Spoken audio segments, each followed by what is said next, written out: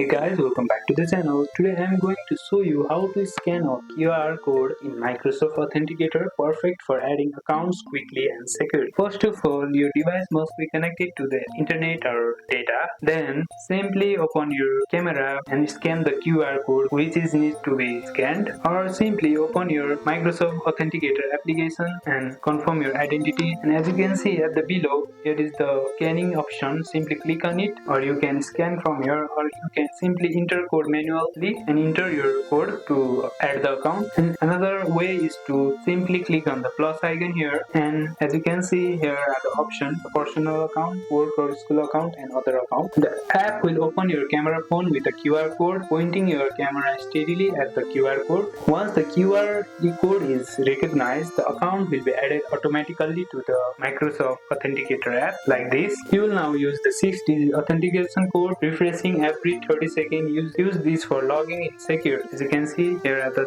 6-digit code, and that's how you can scan a QR code in a Microsoft Authenticator app. Quick and secure way to protect your account. If this helps, hit the like and stay online secure, and see you in the next one.